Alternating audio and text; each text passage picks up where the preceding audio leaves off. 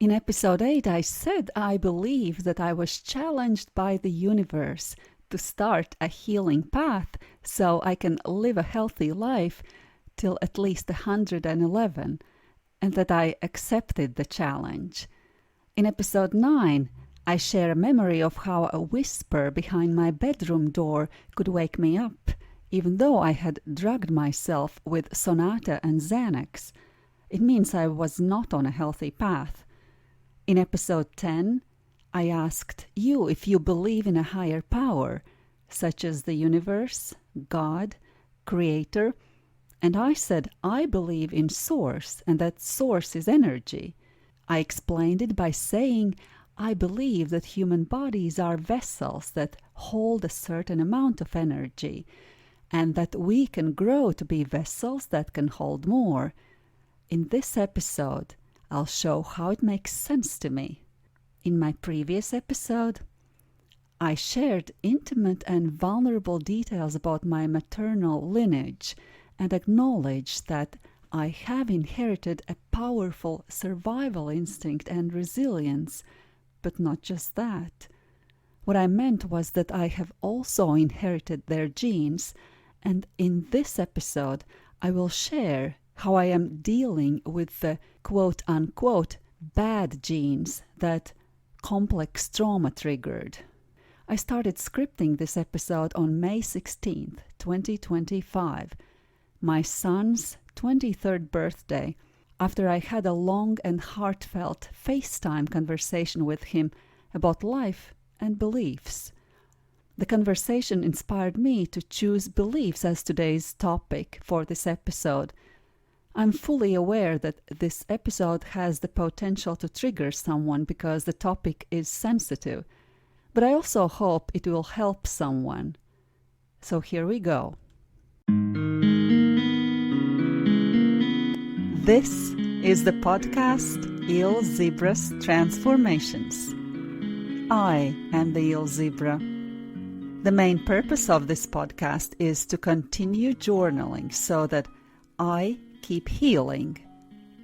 This is not a diary, meaning that my records won't necessarily reflect events in their chronological order, nor do I promise that the details will be accurate.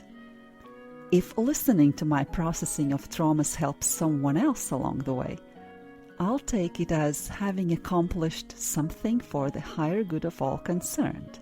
But now, without further ado, let's start.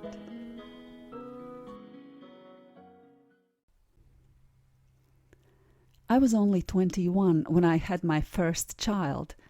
The conception was easy, but the childbirth was very difficult.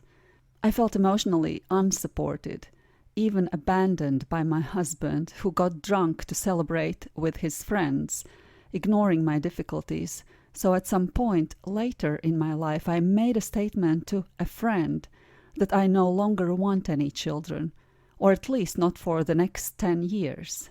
She couldn't believe I said that and claimed I'd changed my mind, but I didn't. I started thinking about having another child 10 years later, but it didn't happen like it did the first time. If you've been in that situation, you know what it does to your psyche. People become obsessed. They try anything within their reach. Not much was in my reach, or so I thought. At least an in vitro fertilization wasn't within our reach. But I could afford books, so I read. Eventually, I figured I had to cleanse my body and reproductive system from toxins, so I practiced long, up to 7-day fasting sessions. When I only drank water, I didn't eat anything. Otherwise, my diet was mostly plant-based, and I studied Latvian medicinal plants. After a couple of years, my pregnancy happened, and I gave birth to a beautiful, healthy, and happy baby. Thus, I formed a belief about what a healthy diet and lifestyle were, namely, regular cleansing of the gut. I was extreme in my approach, especially in how I prepared for fasting. I thought that before I fasted I had to eat a lot of fiber and drink green plant juices to trigger bowel movement so that all solids get out. After that I even used edema to get completely clean. I believed that if anything would stay inside while I'm fasting, it would start rotting there and toxins would get into my bloodstream and make me feel sick before I would feel better. While I still understand the mechanism of fasting and how it can be helpful, decades later, that is today, I have more information and I believe that part of my approach was very wrong. That part is not fasting per se. It's the extreme plant-based, high-fiber diet in combination with gut cleansing, which was wrong. It feels crazy now, but I'll share it because there might be some people who still have beliefs I did then. A quick internet search shows that colon hydrotherapy services are still offered near my location. My next health crisis was when my second marriage was breaking apart.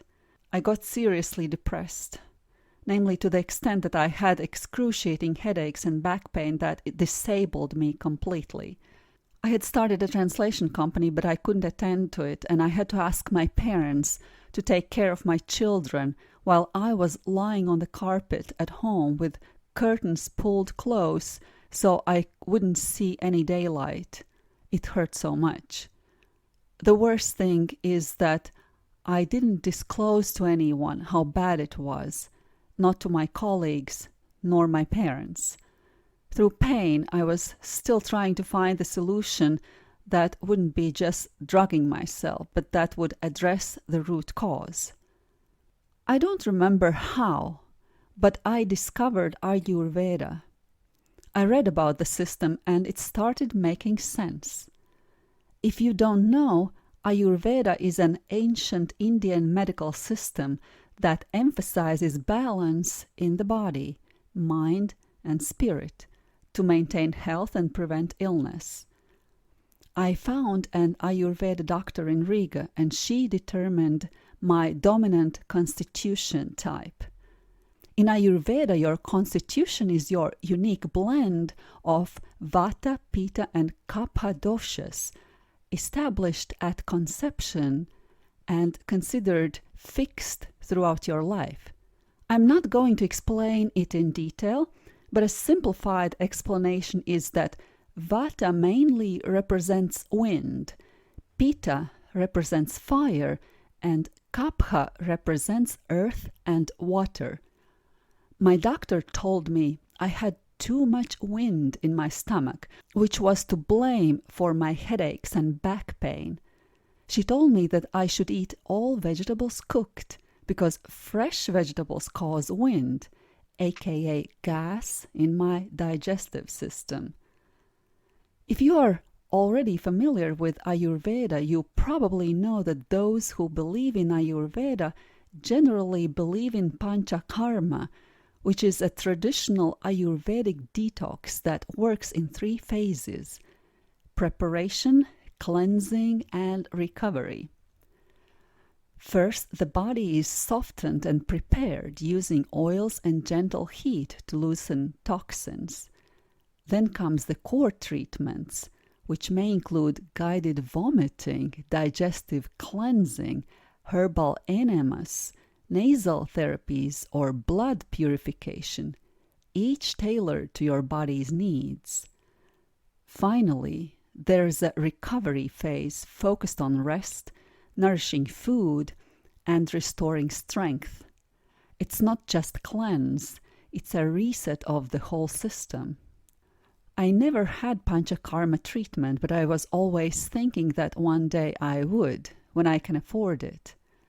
Back in those days, I just changed my diet according to Ayurveda, and I underwent a course of 10-day Ayurvedic massages. It set me back on my feet and turned me into an Ayurveda believer. We all have beliefs that are outdated, even though we don't see it that way until something mirrors it. Beliefs constitute our value system, our world construct. We inherit fundamental beliefs from our parents and those around us without questioning them until we start questioning. In the meantime, we question those whose viewpoints differ from what seems commonly accepted and therefore right and true. What happens when we do ask and our questions are convincingly addressed? We give up the old belief and adopt a new one. Hence, my focus on the word belief. It's usually considered that there is no rationale behind a belief. I don't think that's true. As I understand the word, belief means we reckon something makes sense based on evidence we've seen or heard. All the pieces seem to fit together to the believer, forming a single system that operates smoothly. The key word here is seems. Everything seems or feels, yet it's still just a concept we've adopted to prevent ourselves from going crazy from uncertainty. Alex Ferrari is the host of the Next Level Soul podcast. The podcast is about spirituality and supernatural things. Alex invites guests who channel messages from bodiless entities or collective entities with no bodies, read Akashic records, and share near-death experiences. Alex identifies as a Cuban Latino and calls himself a recovering Catholic. He criticizes the Catholic Church and challenges the Christian dogmas, claiming Jesus' teaching and life story have been misinterpreted or intentionally changed to benefit greedy and power-hungry people. He believes the old systems are falling apart and the Catholic Church is crumbling. I do a quick internet search. What is the largest religion in the world? The largest religion in the world is Christianity, with an estimated 2.3 billion followers. It is followed by Islam, which has around 1.9 billion followers. What is the largest Christian denomination in the world? In the Western world, the Catholic Church is the largest and most dominant Christian denomination. It represents over half of all Christians worldwide. Is the Catholic Church crumbling? The Catholic Church is facing a complex mix of challenges and opportunities, with some arguing that it's in a state of decline, while others see it as adapting and evolving. May 8th, 2025. The Catholic Church elects a new pope. Cardinal Robert Francis Prevost, an American. After the election, he chose the name Leo XIV. A Facebook friend shares a quote from Pope Leo XIV.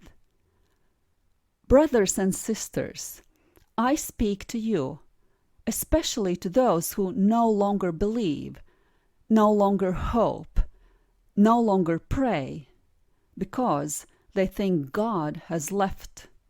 To those who are fed up with scandals, with misused power, with the silence of a church that sometimes seems more like a palace than a home. I too was angry with God. I too saw good people die, children suffer, and grandparents cry without medicine.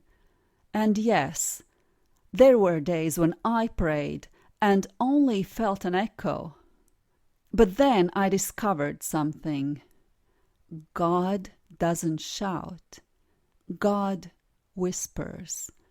And sometimes He whispers from the mud, from pain, from a grandmother who feeds you without having anything. I don't come to offer you perfect faith. I come to tell you that faith is a walk with stones, puddles, and unexpected hugs. I'm not asking you to believe in everything. I'm asking you not to close the door. Give a chance to the God who waits for you without judgment. I am just a priest who saw God in the smile of a woman who lost her son, and yet she cooked for others. That changed me. So if you are broken, if you don't believe, if you are tired of the lies, come anyway. With your anger, your doubt, your dirty backpack. No one here will ask you for a VIP card, because this church, as long as I breathe, will be a home for the homeless and a rest for the weary. God doesn't need soldiers. He needs brothers. And you, yes you, are one of them. There's a comment under my friend's post.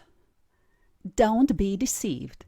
This is a kind, loving passage this man has written, but if you look at the other things he has said, you will find you're being lured and lulled into listening to him and following him.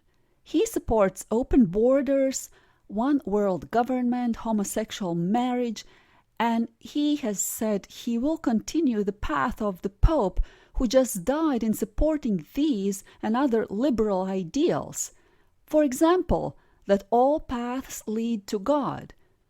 We who follow Christ do not worship the same God as Buddhists or Islamists. Revelation says in the last days, deception will be what we need to be aware of. Keep your eyes on Jesus. Do not follow the traditions of man of a false character. The new Pope may have meant to say every word from the bottom of his heart, but he's against beliefs like this. I don't know if or how sincere Pope is, but I find his words benevolent. I believe that words have their own life, separate from the person who pronounced them. Recently, I had to defend myself against a system that represents old beliefs. I represented the truth and was against lies, yet the judge believed the liar. I think it's because of his cultural beliefs and how the data was manipulated to form a narrative. It isn't over yet. As some of you know, and some may have concluded, this is related to my divorce from husband number 3. He made sure I suffered profoundly and lengthily going through it, as narcissists do. I lived in chronic stress which kept damaging my body mercilessly. 2 of my molars broke, my nails got brittle, and my hair came out in chunks. I had body aches like I had never had before, and I was bleeding dangerously. There were moments when I thought blood was my life dripping out. My insomnia had gotten worse. I was combining sleeping and anxiety pills, which negatively affected my cognition and memory. In such a state, I couldn't work as a language coach who claims to be a memory expert. I thought I would lose my integrity if I did. Also, since I was living in a lot of pain from autoimmune responses, I was so depleted that I had no energy to promote myself, which coaches have to do to sign up new clients. For a while, I lived on my savings and help from my loved ones. When I ran out of money completely, I took the first job I could get and became a waitress. At first, it felt good because I could meet new people and I didn't have to think a lot about how to earn. Yet, staying there longer would also compromise my integrity towards myself and my values and beliefs. The change resulted from my attempts to do something about my pain, energy level, and mental focus so I could work. I had been collecting information, and at some point I came across the carnivore diet. When I felt I had enough data and everything seemed to make sense, I made a decision to stop being an ill zebra and become a lioness. In other words, I became a carnivore, and it changed my life. For those who don't know, a carnivore is a human who eats only meat, eggs, salt, and animal fat. Yes, I don't eat any carbs at all, which means no fruits or veggies. To come to that, I had to shift a belief that fruits and veggies are healthy and needed. I learned that they are not, even though you can eat them if your system is not as damaged as mine was. The main concept that sold me on this is about how our bodies produce ATP, which is energy. As omnivores, which means beings that can eat both plant and animal products, we can switch between two ways of producing energy. When you exclude carbs from your diet, you switch to producing energy from ketones versus producing it from glucose. Ketones are generally more efficient at generating ATP per molecule than glucose. Also, nutrients in meat are more bioavailable to humans than nutrients in plants. My body was so depleted that it would be unreasonable to keep forcing it to produce ATP from plants. Moreover, plants produce harmful substances to protect themselves, since they can't run away from those who want to eat them. That's why we need to detox. This knowledge made me think of the possible reasons why females in my maternal lineage had their health troubles and how I could prevent having the same issues.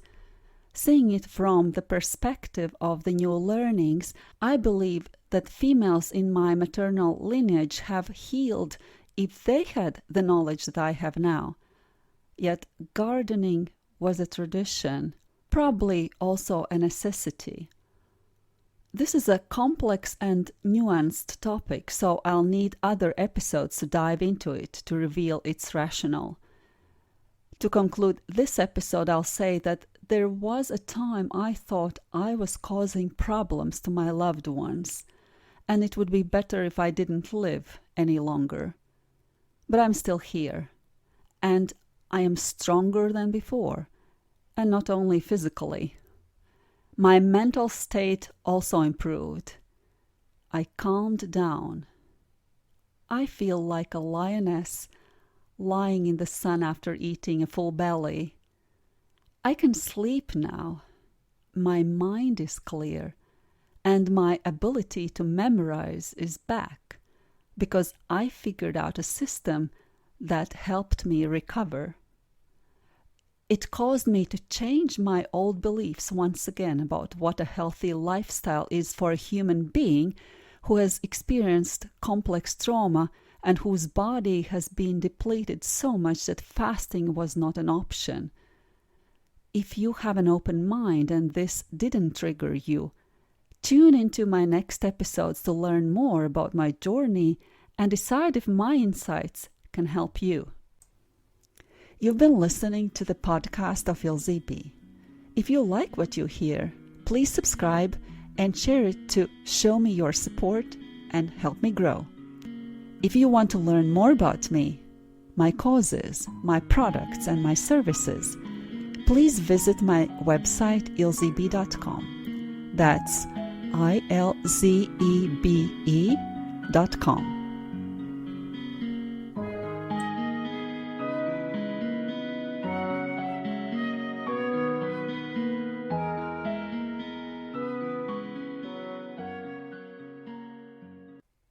Disclaimers.